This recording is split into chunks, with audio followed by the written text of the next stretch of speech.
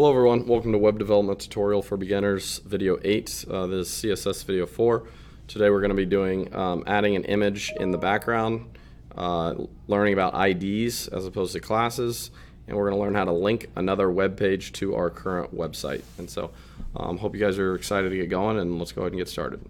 So wherever you have your My First Web Page folder, go ahead and go in there and go into CSS, and you need to put an image in there that you would like to use. We're gonna go ahead and put a background onto our website, and I renamed mine to logo because it's a little bit easier. Then you go into your CSS folder, your CSS style, and you do a background image, URL, and then the file name, no quotes around it, logo.png. And then you can see I have my entire page just covered with copies of that logo that I added in.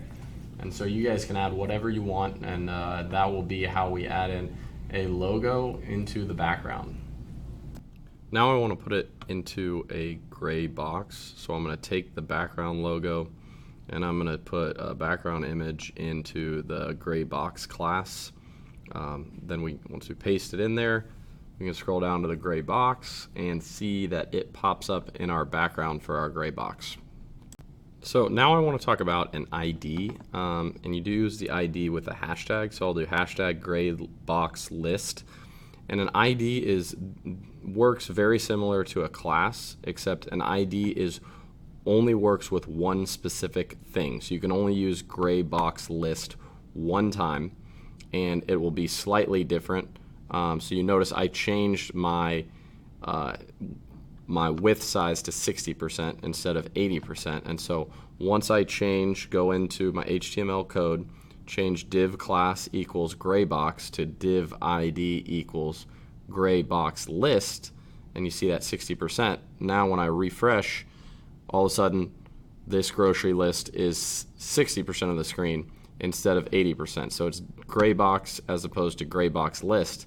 It changes it, but I can't use gray box list again. As opposed to gray box class, I can use over and over again. The gray box list ID, I cannot use more than once.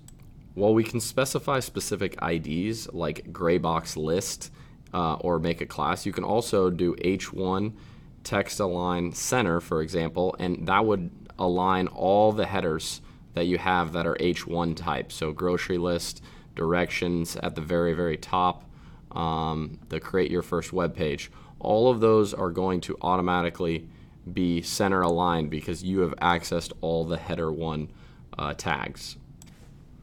So next we're going to talk about inline styling. So I'm going to create a span tag, and that'll just encompass the H1 tag. You could do it next to the H1 tag as well, but I'm also going to show you the span tag. And so if you put style equals and then color :red, we will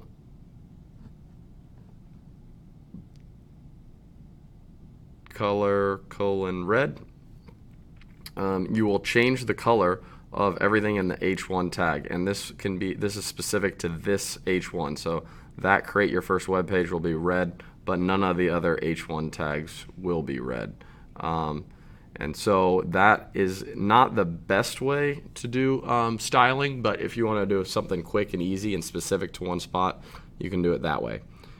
Here we're going to create a new link, and I want to link to a new web page. So we are going to create a second web page now. So if you click on this, it'll go to more info about me. And so I did a tag href equals info.html, and then click here for more info about me. And so now we need to create a second HTML page. And so when you see a web page that has multiple pages to it, they're actually really just multiple HTML pages that are connected with one another. And so we're creating a new info.html page, and then if you click on it, and now we're just going to design our info.html page, and if you click on it, it'll take us to this page. And so here you can find more info is the title. And so if you save that and you reference the CSS so we can continue with our same styling on this page.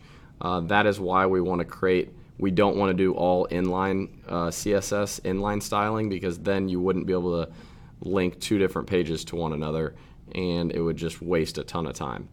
And so now if we went to the next page, so if I scroll down to the bottom and click here for more info about me, it'll take me to a blank page, but you'll notice at the top here you can find more info about me, is the title up in the tab.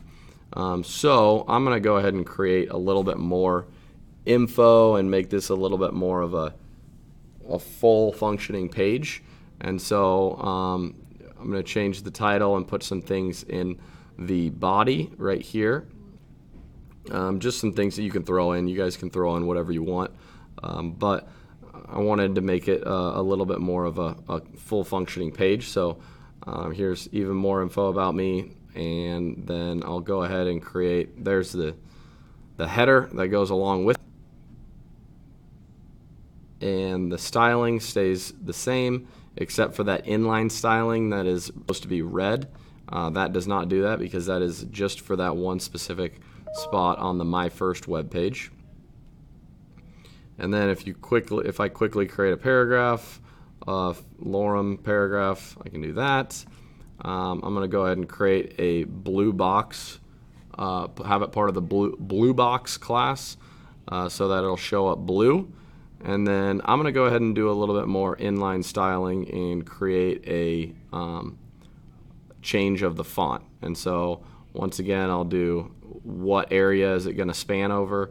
And so I'll do a span tag, and then we will set style equals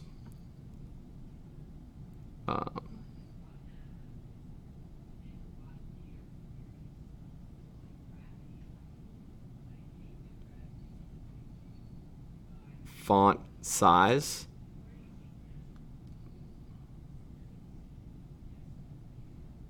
and we're going to set that font size equal to, let's do 2 EM, which we know is the height, a certain size, and there we go.